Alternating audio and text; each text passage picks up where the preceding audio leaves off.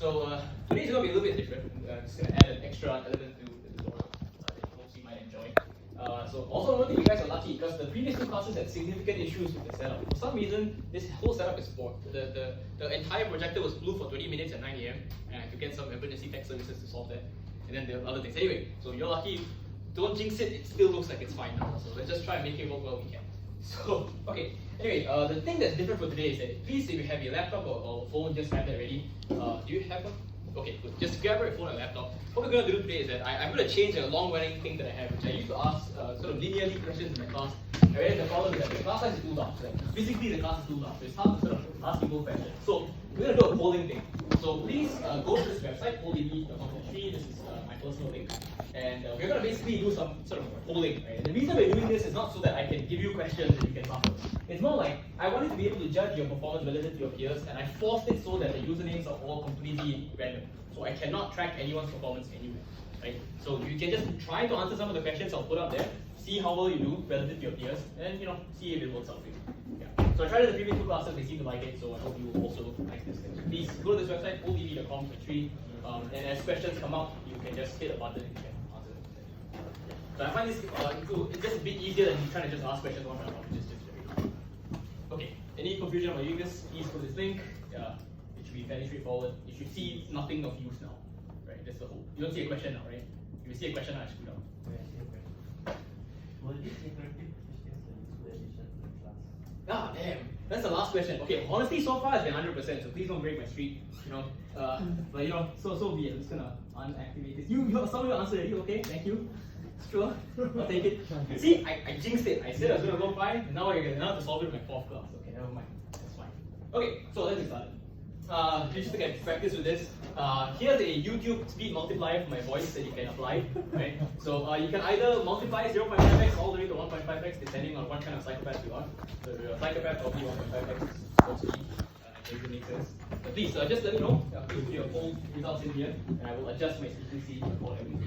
Yeah. I find that I've never been able to do this before. I've just only received comments on my personal feedback form and have to adjust from there. But only the most vocal people will post it. So please let me know here, and I will adjust my speaking speed.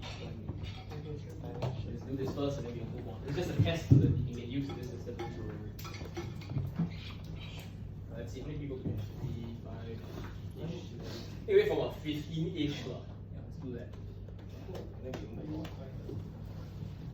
please try this.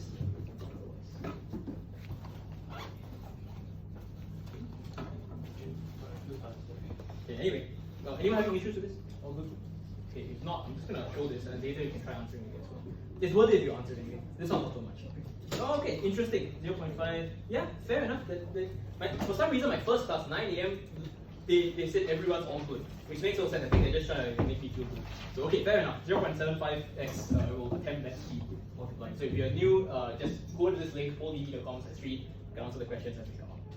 Okay, I'm not tracking anything by the way. Remember, all completely random. Your friends can't see what you do, I can't see what you do. I just want to see rough percentages. And who did it? Someone did it. Okay. Anyway. Okay, let's go to the actual questions then. So, okay. So you have a number of questions today, so we'll try and get through them. We're going to really get stuck, I think, at question 3. That's why we're going to take some time there. So let's try. So we have a classic stream cipher question where we have access to two ciphertexts, C1 and C2, right? And we notice that there are the two IDs of the text are the same, and the actual ciphertext itself is different, right? So that's kind of what we are told, right? And then finally, we have a bunch of plain text that this could be, right? Now this seems kind of contrived, right? Why would we have access to 4 possible plain texts? Okay, let me give an example. So in World War II, the Allies knew that Germany always started every message with Heil Hitler, right? It always started with the same string. Because of that, they know that every plain text will always have the first X number of bytes as that, right? So you kind of have a semi-known plain text attack to some extent, right? You know that the prefix of the plain text is probably something like that, right? It's a pretty powerful attack. So because of that, it's actually a number of reasons. Some of the ciphers they use were broken pretty quickly. We can also get a question in something like this. It's possible for you to know something about the plain text. Right? This is even better if this is, maybe a small block cipher or something. Let's assume it's like this first. So the goal is what technique should we use to break this cipher? Right? The number of options. Please consider which is the best. Right? Best option to break this attack. Okay, so we have 2 ciphertexts that we want to find something else about. What is the best possible attack? So let's do this to find out relative performance.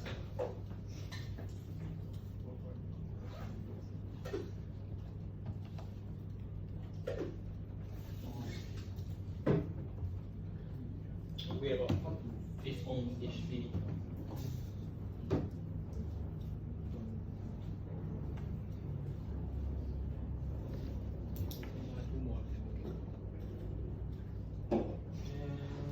Okay, let's go to this.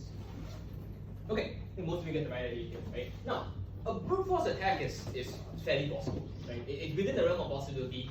If you know that the plaintext is one of 4 possible ciphertexts, perhaps you could do some sort of brute force. So the problem is they won't really know whether, I guess, you could try every possible combination of keys and all that. I guess you could come up with something. But what we're really pushing towards in this question is that this is a IV reuse problem, right? I very specifically did not put IV reuse in the answer yet, but obviously you select that, right? But basically the approach to solve this problem is just XOR the 2 ciphertexts together.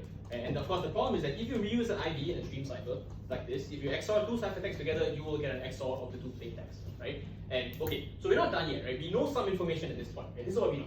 We know that C1 XOR C2 without the IV, of course, we ignore the IV and the XOR, it's this value, right? Okay, we have 4 possible plaintexts that could be involved in creating this C1 XOR C2, right? Let's poll again, and I want you to rank basically the ciphertext that, sorry, the plaintext that you believe caused this ciphertext, right? So we know that the XOR of the 2 ciphertexts is this, what the plaintext, okay? It doesn't matter whether you rank the 2 ciphertexts the first or the second rank, it doesn't matter, right? Just either one or 2. And the idea is, which 2 of these basically produced this XOR pattern.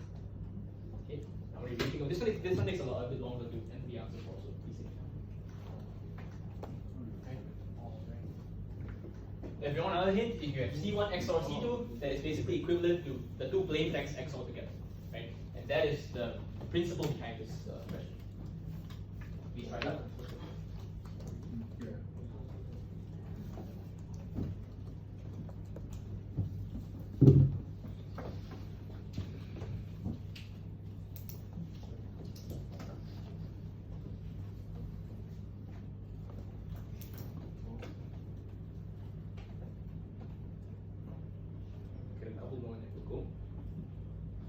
The reason away is, of course, the answer is more representative of more people.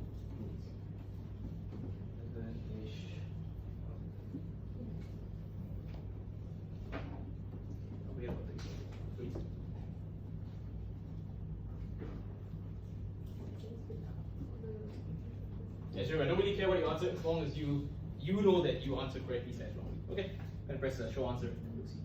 Anyone else wants to finish? Okay, let's show that. Okay, I think most people get the right idea here, which is that all ones is one of the plaintexts, and all 4 zeros and 4 ones is one of the other plaintexts. So I said plaintext, right?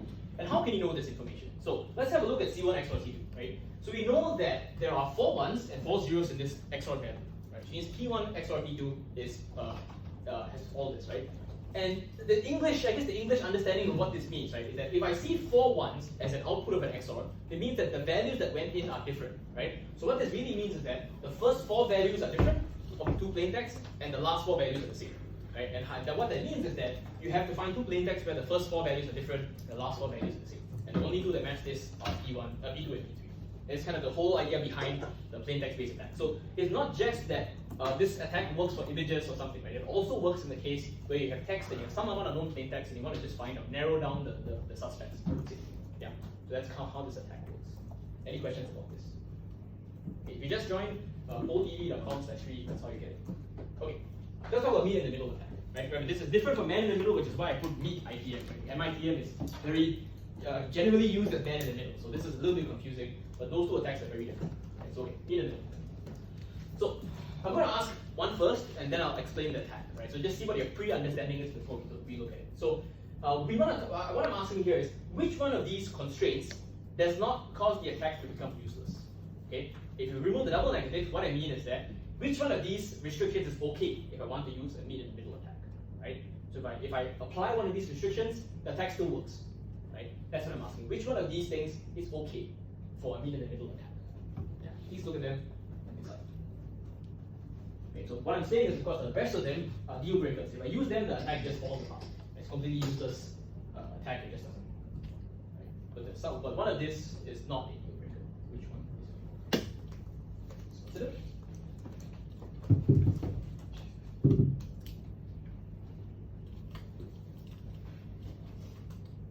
I'll release an aggregated report among all the classes, and you can have a look whether you're smarter or dumber than the rest of them.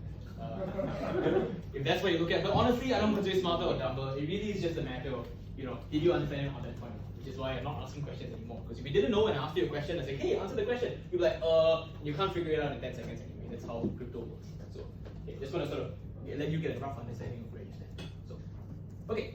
So, I think most people agree that this is odd number of encryptions. Now, once again, if you get the answer wrong, don't worry about it. This is the point of the tutorial. There's no point coming if you know everything anyway. So, the point is that if you have very little storage space, you cannot make a meet in the middle attack work, right? Because you cannot store the things required to make the attack work. The attack is primarily a time-space trade-off, right? If you don't have space, you can't make the trade-off. You have to work on something else. You have to use an original brute force attack, right? So this attack relies on you having storage space available. Now, if you do not know the plaintext, you can't do the attack either, right? Because you cannot meet in the middle. The meet in the middle means you have two things known at the sides, and you sort of decrypt and encrypt all the way till you get to a midpoint, and then you compare the results you get at the midpoint, right? If you don't have the note, you don't have the plaintext, you just have the ciphertext. There's really nothing to do here, right? You just need to keep trying to decrypt the ciphertext until you find something that resembles the plaintext. Remember, I told you last tutorial, how do you know when you finally decrypted something, right? You didn't want one of those techniques to find out whether you really decrypted it. But if you have a known plaintext and a known ciphertext, you'll basically be able to get. You basically are able to use this attack. If not, you're not able, right? And then we'll talk about odd number of encryptions in a second, right? I see most of you know this, but let's talk about why this is really the case, that it's still okay, right? And whether or not this is affecting anything or not. Okay, we'll talk about it later. Okay, good. Let's move on. So everything except the odd number of encryptions is a problem, right? So let's look at the basic idea of meet in the middle. Okay, so if you have, I guess the reason why this attack is important is because it breaks the general conception that if I have a strong cipher and I just whack it twice, right, I'll get 2 times the security or more, right? I'll get a lot more security just by applying the same cipher twice, right? So you might expect that if I have a cipher that requires 2 to the power of 56 operations to decrypt by brute forcing, if I put 2 together, I'll get multiplied versions of that, 2 to the power 112, hopefully. Right? But the point of this attack is to show you that this is not the case. Right? Any reasonable attacker with enough storage space can defeat this in a much faster period of time. Right? So let's look at the basic attack. If you have no storage available, you have to do a basic time-based brute force attack. Right? So you can't store anything. If this is the case, this is your basic pseudocode. Right? It's just like a double for loop essentially over all the possible keys, K1 and K2. Right? And then for every single combination of K1 and K2, you try and decrypt. If it becomes your plaintext, success, and you stop. Right? And as everyone knows from looking at double for loop, basically this is an n squared algorithm in terms of whatever n this is. So this is basically all possible keys, the size of that squared. So 2 to the power 56 squared, which gives you 2 to the power 112. Right? That is the basic idea behind this attack. Right? So this is a basic brute force, right? Nothing special to it. Right? Now, if you have storage available, you can do something like this. Imagine this pseudocode, right? For every single possible key, you encrypt the plaintext by 1 level, right? And for every single possible key, again, you decrypt the ciphertext by 1 level, right? And the idea is that these two things at some point will be the same, right? The reason why this attack works is because you encrypt something, you take that encrypted value and you encrypt it again, right? If you decrypt from both sides, right, you can basically reach the midpoint without having to do it twice. My point is, let's just look at the for loops, okay? It's harder to explain, it might be easier for somebody to see the pseudocode, right? So for your key, your possible key, you encrypt everything and store it in a hash table or something, right? And for the second key, you decrypt everything and store it in a hash table. You're basically doing an intersection between the two, right? Please find all possible keys in which the two values are the same, right? And that basically tells you these are the 2 keys required to go from start to finish over to encryption. So that's why this attack works, right? The reason you need space is because storing all this is hard, right? If you don't store this attack doesn't work, right? Because you need to be able to compare left and right, all of them at the same time, right? Or there may be other ways to do it. Basically, the rough principle is the same, right? You need to be able to store things to do the comparison. Yeah. Any questions about this idea? This is a pretty, I would say, potent idea if you can understand it. Right? If you have double encryption, this is an easy way to solve it. Good, yes.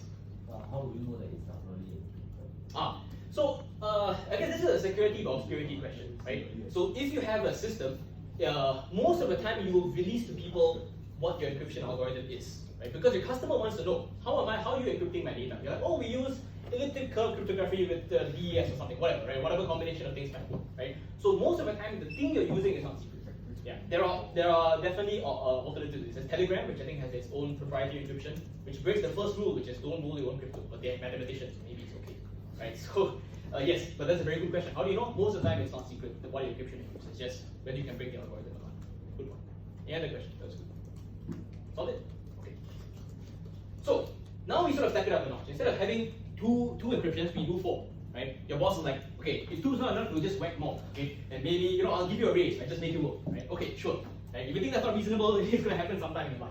Okay? So now we have a question, right? Now we have 4 encryptions one after the other, right? First question, maybe dumb, right? But you never know, right? Is where is the middle? What is the middle point here we're trying to get to? Is it between K1 and K2, K2 and K3, or K3 and K4? Someone tell me quickly, what is it? 2 and 3. Okay, now that might seem very obvious, yes, of course, it's the geometric middle, right? But let's think about why there is later. Okay, when we talk about the attack, we'll talk about why there really is the middle. Okay, so I'll give the answer here. So how you do this process is that you basically, for every possible combination of K1 and K2, right, or every possible key combination basically over 2 keys, you encrypt the plain text file, or whatever the plain text is, right? And you store it in a table that's of size 2 to the power of 112, right? That's the first step that makes sense, right? I encrypt it twice, I store it in a table, as opposed to the original meter in the middle, I just encrypt it once, right? And the decryption side, I do the same thing again, I just decrypt it twice, right? Now, the big difference here is that this is a very expensive operation, 2 to the power of 112, right? I won't lie, it is expensive, right? But it's less expensive than you doing it over 4 keys, right? Imagine 2 to the power of 56 times 4, okay? You're going to be a skeleton, actually probably going to be ash, or the heat death of the universe will happen before you finish that, right? So it's really unlikely that that's going to happen. Right? So this is still a large number, but it's still less than what it could be. Right? So this is still reducing the complexity of the attack. So we're just meeting in the middle here because these 2 values should have something in common. And that's the idea behind this attack. Okay. Did I lose anyone? This just makes sense. We're basically just finding a new midpoint and doing, so basically it's kind of like brute force on this end and brute force on that end. It's just how much brute forcing we're doing. Right? So in this case we're doing 2 levels of brute force instead of 1, which is why the complexity is this. It's 113 because it costs 2 to the power 112 times 2 across both sides. That's why we're 112. Anyone lost? Anyone didn't get it? You good? Okay, that's fantastic. Now, let's talk about why the odd-even difference isn't a problem. Okay, we're going to talk about why it's not so great, right? But it obviously doesn't cause an issue, right? If I have only 3 encryptions instead of 4, I can just choose a new midpoint, right? It has to be between either K1 and K2 or K2 and K3, right? I have to choose one of those 2 as my new midpoint for the attack, right?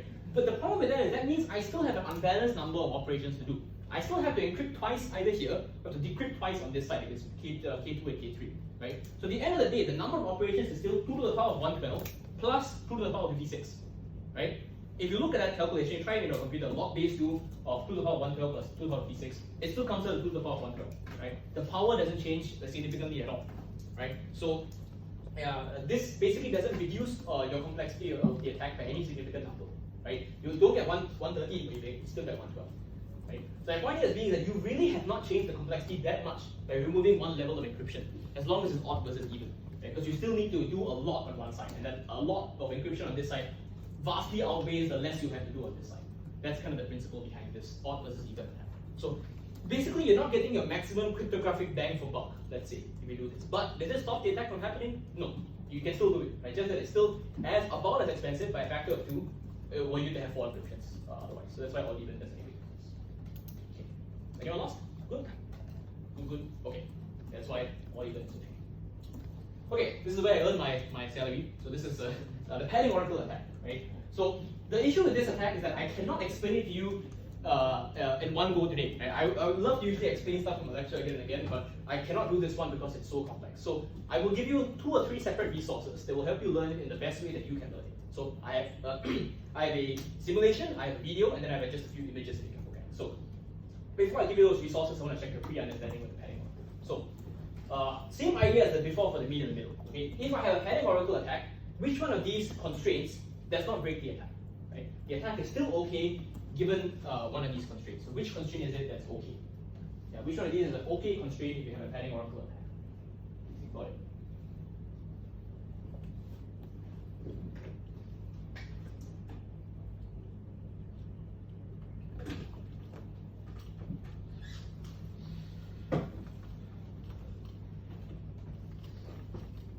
I'm going to wait for this one because it's a particularly interesting idea and I want you to convince yourself that the answer is correct.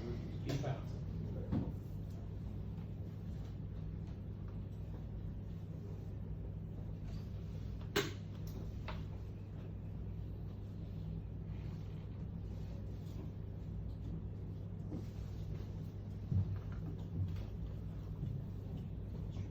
We'll wait for a couple more.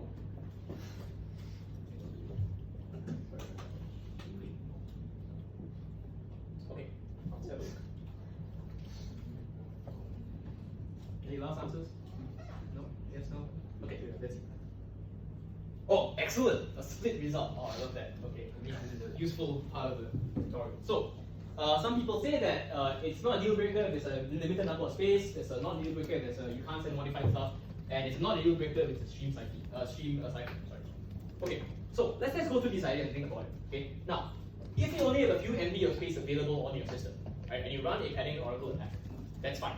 Right? All of the load on the decryption is on the side of the server, right? You only have to store a small number of information, depending on the size of your plain text, right? You're not really storing large powers of 2 worth of information. That's not really happening in this case, right? You're just sort of looping through.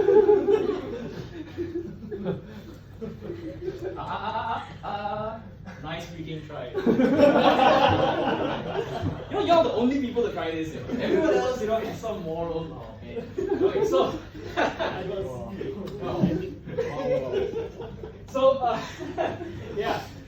Now you're all very correct. Woo, good for you. So few MB of space, not a problem, perfectly fine, right? Now, if you cannot modify the block before the one you're trying to attack, you've got an issue. Okay? If that's the case, that means the thing is how this attack works is that if you have a block you're trying to find out bytes about, right? There's no point modifying that block. You lose the information in that block basically when you do that, right? If I want to find out the 9th byte of this ciphertext block, right? And I change that byte and I send it to the server, right? Then what's the case, right? I don't know what was originally there because I modified what the original byte was, right? So I can't change what's in the block that I'm trying to crack. I have to change the block that comes before it, or the ID. Right? I have to change whatever comes before the block I'm trying to attack to cause this attack to work, right? Think about it this way. Right, if I'm trying to get block B9, byte B9 as we do later in the question, I want to add a block before it, or sort of change the block before it, to put in values that I control. Right? So the decryption process, I will achieve things that I want to achieve. Okay? I'll be vague about it now, and if we go through some of the other examples, we'll see. Or take something about the lawful response not accepted. Okay, we're able to do that next time. Okay, nice try. So, a couple of resources I found very useful, and people I sent emails to found this useful. The first one, I will send this slide to you. The first one is an actual simulator of the attack. Right? The only difference is that instead of having 2 ciphertext blocks, they will have 1 IV and 1 ciphertext. Right? So that's the only difference, and they use a different padding scheme, but it's exactly the same as ours for some reason. So this is basically as close as you can get to seeing it happen. If you like seeing things happen in front of you, this is the best way to do it. People also like videos instead of just the text that we have. So I sent this to a few people, and they sort of came back saying it worked for them. So please click on this link if you want, and this will give you a short video. The video has a lot of stuff. Okay, but just look at the portion of the video that talks about this CBC padding oracle attack if you don't think. Okay, because it's going to be hard to explain it fast, and I think this is the best way to figure it out. Okay, so I'll try to do a little bit, just a little bit of a refresher if you don't get it completely. Which is, let's say now I want to attack block N, right? I want to find out the last byte of the block. Okay, there are 3 things you need to know for a padding oracle attack. Three concepts. The first one is XOR, right? If you have A XOR B equals C, that also means that C XOR B equals A. Okay, the XOR thing is reversible. You can move the symbols around, right? If you don't know that, this whole thing is screwed. You're not going to figure it out. Okay, that's the first thing. The second thing is you need to know how padding works.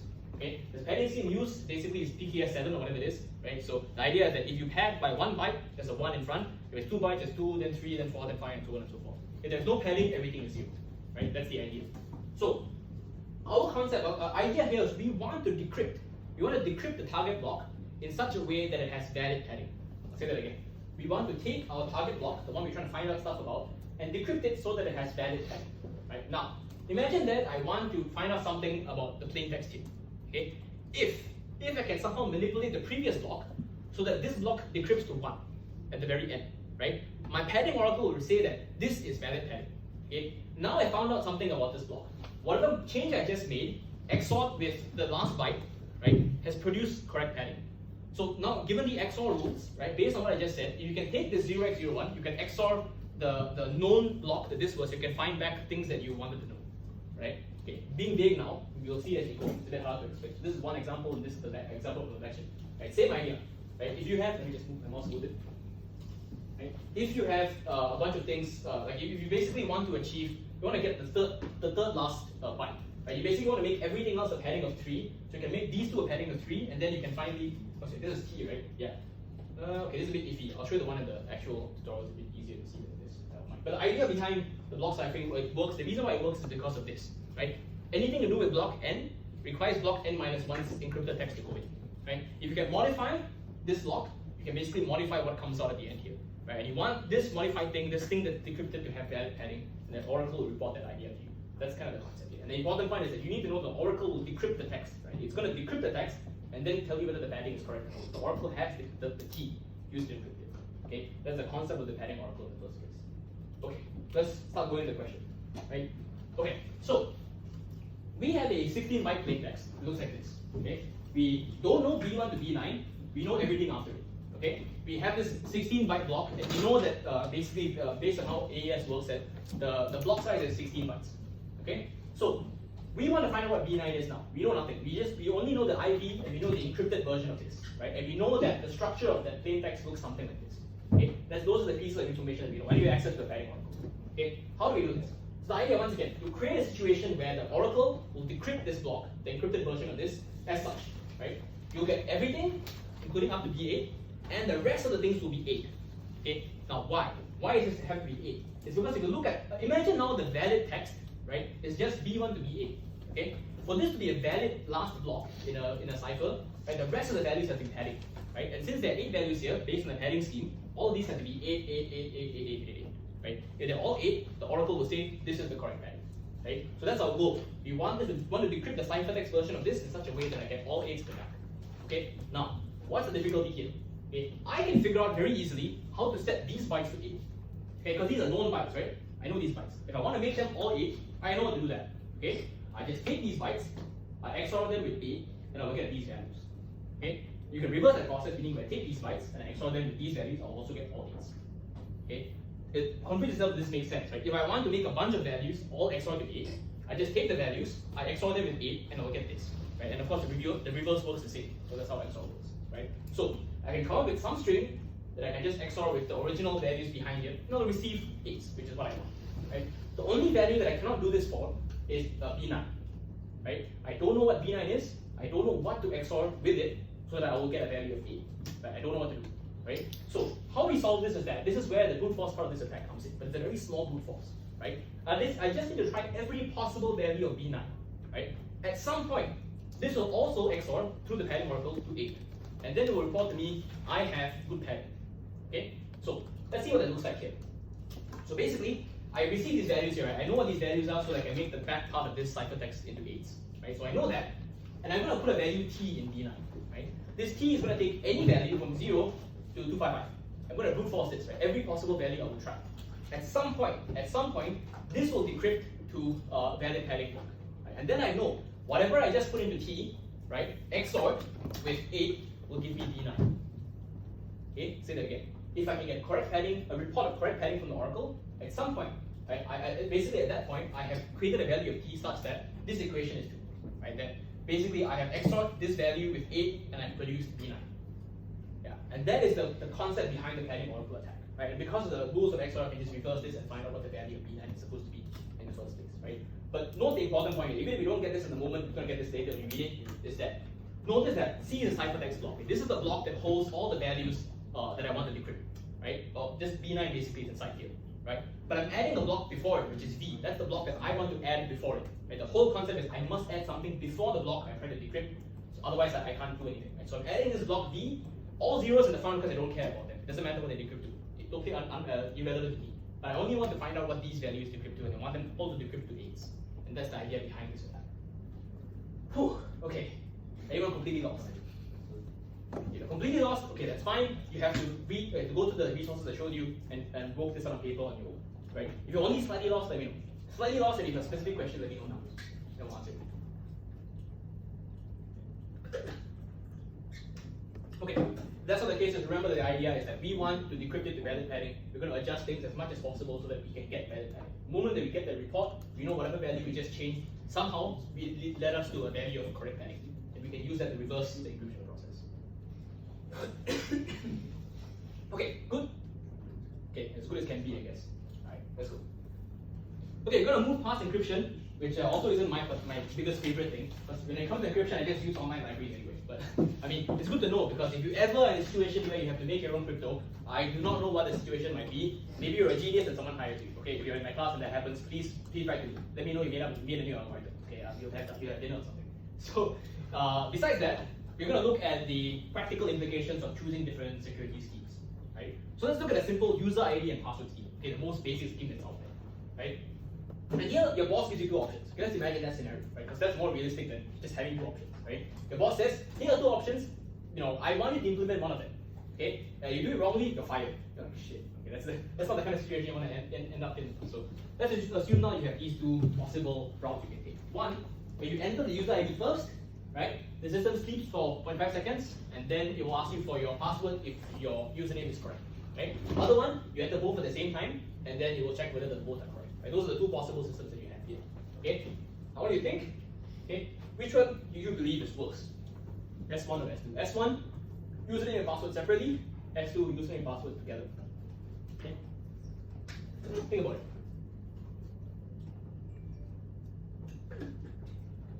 This one is too easy, so I'm really going to wait quite a while. So that mostly everyone tries to answer this. Because if you ask in terms of realistic questions, this is probably one of the most realistic ones out there. Choosing this kind of system. If you think you won't write an authentication system, you buy it. They got news for you.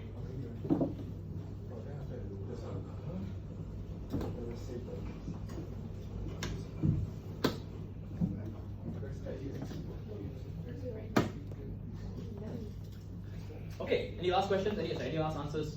3, 2, 1. I'm gonna let Vanessa unlock it for a change. Can't do any shit. Alright, 50. Let's see. Oh, sorry, forgot something. Oh, boy. Yes, okay, sorry. Okay, most people think S1 is worse, and some people think S2 is worse. Okay, that's an interesting point of view. So let's have a look at what I believe the answer is. Okay, you can argue this either way, right? I believe there's stronger arguments in one direction, but we can see. So here's the fundamental difference between the two, and why I believe S2 is stronger, right? If you look at S1, okay, if you look at, before that I want to ask one question, which is why are we sleeping for 0.5 seconds? Anyone know? Why are we sleeping for 0.5? What do you mean prevent collisions? Like, let's say 100 people accessing at the same time. Eventually collide, we receive all of them. Oh, I see. I guess you haven't taken 206 yet, right? Okay, when operating systems happens, you find out that there are easier ways to solve that problem than just sleeping. Sleeping doesn't guarantee that this problem is solved. There are ways we can lock the system so that in important parts only one person is accessing it at a time. That's a good point, right? But you're right, this can be solved by a different mechanism. That's a good guess if you didn't know, right? Yeah, fair enough. Sleeping is one way to solve that problem. Anyone else know? Why else would we use 0.5 seconds for sleeping? Is it to solve the side channel attack? Interesting. What do you mean? Because if the user ID doesn't exist and it returns immediately, then they can tell that it doesn't have to hashing the password will take some time. So if the user ID doesn't exist, then the response will be faster. Right. You can use it to attack the system. Right, let me explain what that's about. That's actually, once again, a very profound point, right? Side channel attacks have grown in popularity in recent years. Because would you rather attack the encryption or attack something else that wasn't intended to be there? Which is why we constantly say don't hold your own crypto, okay? What the example is here is, let's say now, I have a system, like you said, that pauses for 0.5 seconds if I have a password, and doesn't pause for 0.5 seconds if I don't have a password. Sorry, let me fix that again. So, if I have a password that's correct, it will pause for 0.5 seconds. If the password is wrong, it will not pause, okay? If I now have a virus running on your computer that checks how long your computer is sleeping for, right? If I see constant 0.5 seconds sleep, right, I know that those must be the correct passwords, right? If I can guess some more additional information. The idea is just that with the sleeps, you can guess something about whether the computer is sleeping or not. You get information that you wouldn't otherwise get. Yeah, but that's not necessarily why this is the case here, right? You're absolutely right. This is what you would do, but I think this is not implemented correctly if I'm not wrong, right? It may still allow side channel. Yeah, but there's one more reason. Can someone tell me? Yes.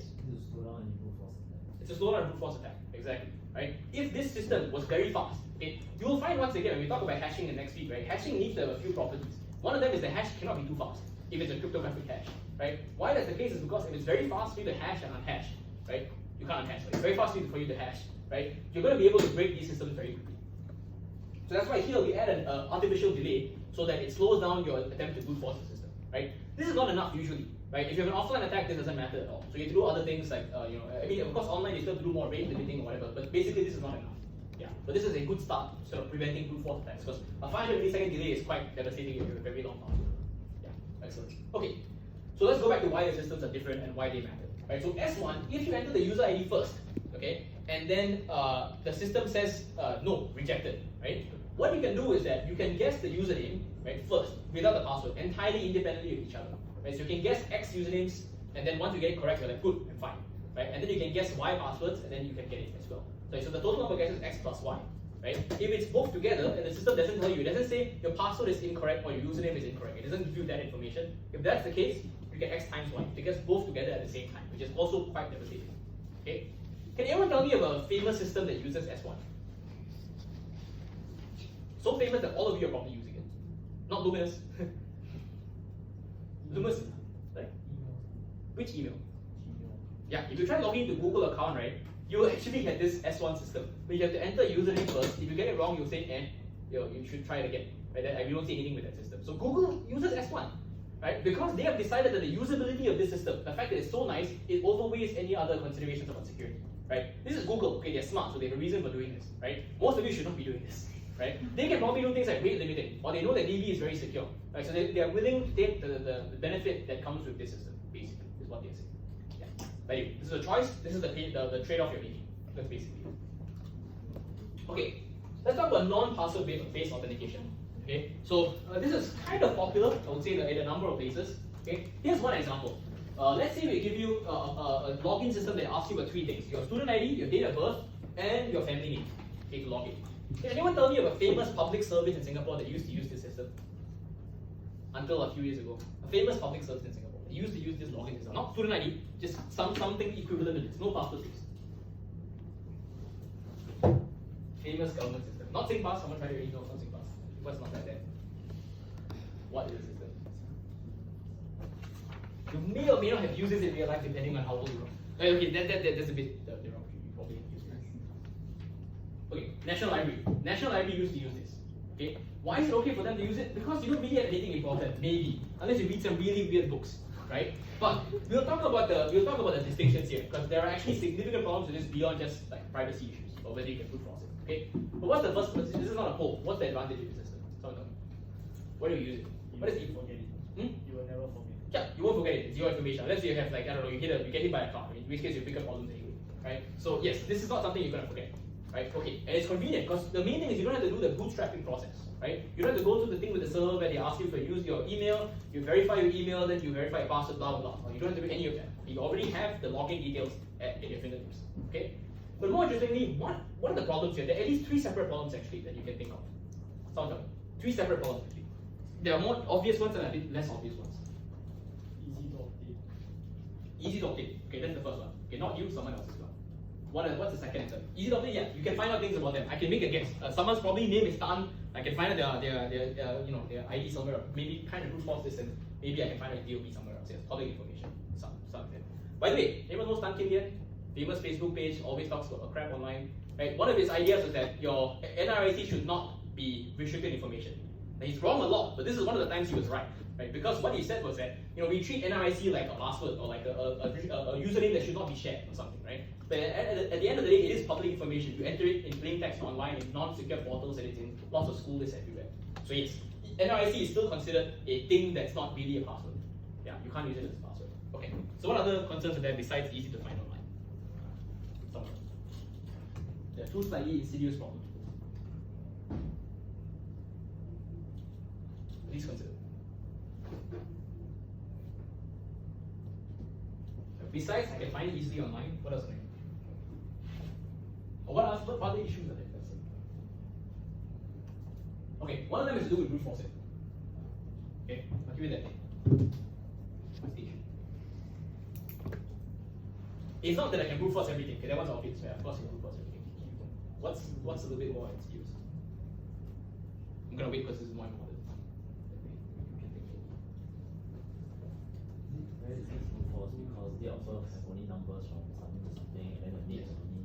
The name is still hard to brute force, but the DOB is very easy to brute force. Okay, and what I mean by brute force specificity is that you can find a student ID online, you can find out their family name online, and then you can brute force their date of birth. Right? I can find out your birthday just by knowing the other 2. Right? So you don't have to know all 3 to log in even. You can just brute force one of them and then you can get that information for free, which is real information about you. Right? If I know your password is a random string of alphanumeric characters, it's gonna hurt, but I don't know anything else about your personal life. Right? With this, I can find out things about your personal life. Okay? There is one more very devastating problem with this system. Very, very problematic if you ever get hacked. What is it? Okay, if you get hacked, what's gonna happen to you? You can't change. Yeah. Okay, you can't change this information, right? It's things about you, right? If you can hack, right, you can't say I want to change my name for the system. The system's like, what? That's a bit of an extreme thing to do, right? So the idea here is, yeah, you can't change the information. It's things about you, which is why a password is useful. You can change it, right? It's not tied to you electronically, right? Which is why some people also have issue with biometric authentication, right? It is who you are, right? So if someone gets your biometric info, right, and can somehow synthesize it, right, that's a big issue. Which is why there's an ongoing war, very constant, between biometric systems and password-based systems. Right? There's some things you can change, some things you cannot. Yeah. Those are the things basically. Public info, you can brute force, and also there's no backwards secrecy, I guess, in that sense. Yeah. Okay, very good. Okay, OTP systems. Okay. Now, the thing about OTP is that every bank in Singapore is forced to use an OTP because MAS says must use OTP. Okay. The reason why that's the case is because it's based on a very simple principle that it's something that you know, a piece of information that you know, like your password, and something that you have on you, like your phone, like your token. I don't know how many of you remember, but I think you might have seen your parents use it before, which is just a physical token. Right? Instead of using a phone, it's an actual physical token. Right? Why that's more secure sometimes is because your phone is a complicated piece of machinery.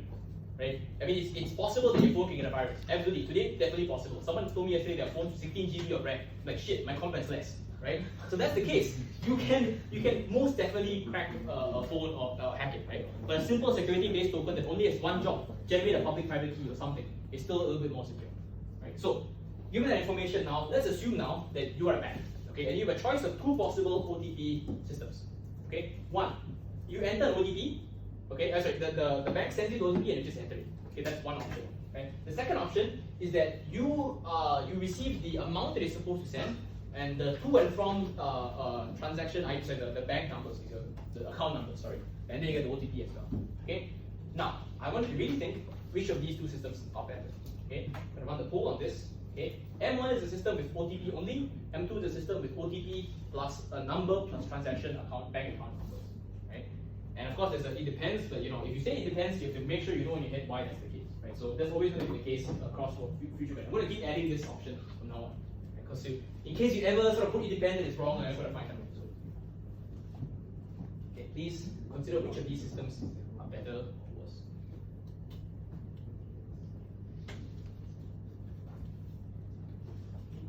Once again, this is a bit too important to leave, so I'm just going to enter your answers. These are the kind of situations you might get in real life, right? Which is why the course is important, even if you don't take anything else after this, right? You need to know that the most important thing to learn from the course maybe is that you're dumb, right? It's the same thing I learned as well, right? That I can't make my own crypto system. If I make something, it's going to be bad in some way, then someone's going to find out that's much smarter than me, right? If you come away with the course saying I'm never going to make my own crypto, good, excellent. You know the course has succeeded, right? To some extent. Of course, you want to go further and take the bigger courses, then fine, so be it, right? But if you're taking this just for an intro, that's a very important concept. You need to know that you're dumb. There are people that are super smart, right? And I'm not one of the super smart ones. That's why you need to learn. Okay, we have results. Let's have a look at what it is. Log, responses. Okay, everyone copped out and said depends. Okay, and some people said M2 is worse. Oh, interesting. This is reverse of wow. This one gets the most variance between the classes. That's quite fascinating. Okay, anyone that put it depends wants to say why. What does it depend on? Nice cop out, right? What does it depend? Okay, I'm sort of breaking my own rule here because I asked you to say something about something and I'm not supposed to. But okay, if you say it depends in the future, right, consider that you might have to justify yourself because it's a too easy an option to put. Right? So, in this case, I would say the answer is it depends. Okay? Now, why is that the case? The thing is there are trade-offs between the two systems based on the security property that you care about. Once again, we come back to the sort of the two concepts of security property versus threat model. Right? And here we have a security property issue. Right? Now, if you only send the OTP to the person, right? If someone gets a hold of your phone, that's all they can see, OTPs, right? Which reveals nothing about you. Right? The problem is that it doesn't have information you might need. But it is very confidential, right? If you look at M2, right, if someone's shoulder surfing you, just looking over your shoulder to see what message you get, or they eavesdrop on your SMSs, or your employee from StarHub who's like, I hate life, I'm just gonna take all the messages and run. Okay, happened before, maybe not in StarHub, but in other countries probably, right? So if you don't want this in your SMS system, maybe, right? The thing about this that's scary is the account numbers, right? You don't want this information all the time, and also like this is a bit scary. Right? If someone knows you're a big baller, right? You're sending $1 million, every other day or something, you're the best person to sort of hijack and kidnap off the street. Yeah. So it's a confidentiality versus integrity problem, and you need to choose what's more important to you. DBS, I believe, uses a version of this that just doesn't have the account numbers.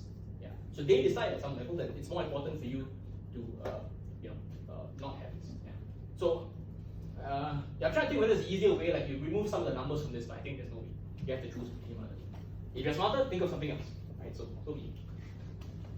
Okay, I'm going to quickly cover the answer to the last question because it's pretty fast. It's just one concept I want to talk about. Right? Now, we've always been talking about deterministic systems. Right? You give a password, you get in or you don't get in. Right? It either works or it doesn't. The password is exactly correct or it's wrong. Right? Biometric systems do not follow this principle. Right? Your information can always be slightly off. Right? And of course, the security primitives around biometric security are quite fascinating. I don't think we're going to go through them in the course that much, but they really are quite fascinating. Because think about it, if you have a hash function, that takes in some value, you hash it, and you get something out, right? If that input changes slightly, your output is going to be massively different, right? So that doesn't really work in its base form for biometric authentication. So think about that on the side, how you might think about implementing something like that, right? Or just Google it, right? But let's take one example here in the tutorial, which is, assume now that your server room has a threshold of 0.5, right? For the false positive versus false negative rate cutoff value. If you don't understand what that means, you have to check your notes. Basically, assume that 0.5 is some number that if it's higher, is less accepting, right? You accept less people, and if it's 0, you basically accept everyone, right? So the reason why this number matters is because you always have a trade-off in any statistical system, right? Which is the false positive versus the false negative rate, right? This is a fundamental idea in everything. Machine learning, any statistical system always has this trade-off, right? If you allow more things freely, you're basically increasing the false positive rate, right? In this system, what that means is that you can let someone in that isn't supposed to be in, right? For a server room, that's very damaging. For a gym, that doesn't matter, right? So you don't want it. You're okay with the false positive rate being higher for a gym versus your server room. Because once again, threat model, right? Who's going to attack a server room? A malicious adversary or something. Who's going to attack a gym? The buffalo next door takes protein. It doesn't really matter, right? So it's okay if some guy gets in the gym who's not supposed to be there. It's not like the end of the world. It's the end of the world if it's a server room, right? So that's why you have to adjust your false positive and false negative trade-off rates accordingly based on your threat model. That's kind of the idea behind this question. That's easy. Okay. We do the final poll, which is, did this work for you or not? Okay, so this takes, by the way, an extra hour, I think, to set up, probably, of extra effort, so increases my time quite a bit. So let me know whether it's worth it or not. If it's not worth it, we'll drop it. If it is, then I'm more than happy to keep doing it. Yeah, it's an enjoyable process anyway. Let me know. Drop your answers in. Okay, wait for 1, 2 more. Okay. Oh, the streak is alive. 100% for 3 classes. Okay, thank you very much. I appreciate that. Let me quickly summarize and we can go because I think this is important. So, first one, ID reuse pattern. Okay, why is it important to not reuse your ID? Because if you reuse it, you can get information that otherwise isn't needed, which is the ciphertext XOR together. First problem. Second thing, meet in the middle is a massive space-time trade-off idea. Like it's just an idea that is so strong. Right? If you do multiple encryptions, it is just not going to be as secure as doing one good encryption algorithm. Basically, 1 minus good 1 versus multiple weak encryption algorithms. Right? Because you can do a space-time trade-off. Space is very cheap nowadays. SSDs, you can definitely do it. Right? Paranormal attack. An actual attack, you can try it. Right? The idea is always to decrypt your target text into valid heading. Right? Change whatever you want to change in the previous block so that you can decrypt your target text properly. And the next one is about your user ID and password systems, right? A tiny change. Your boss tells you, please just change it to this. I want the user ID first and then the password, right? Small changes make a big difference in overall security. So you need to be able to stand your ground, right? It said, I took 2107, and this is nonsense. It's like, what's 2107? And then you know, whatever, right? Maybe you believe it or not. But the point is that you need to be able to stand your ground on things like this, right? Because some ideas are very small but very dangerous overall, right? If you do a non-password based system, understand the kind of trade-offs you're making, right? If it's a very, very low security system, fine, maybe you can do it. The problem is that you will never get your backward secrecy back, right? Once your account is hacked, it's hacked for life, right? And it's a big issue. That's honestly a deal breaker for me, right? So I would never use it, but maybe there's a system that makes sense. And lastly, if you're doing a probabilistic system, any probabilistic based encryption, authentication, you need to be aware of what your threat model is, right? What kind of attack are you expecting? Are you more acceptable with a false positive or false negative kind of system? What are you okay with? Right, that's the last issue. Okay, that's all. See you next week. Please feedback if you want to. We'll change the FS. Okay, thank you. See you.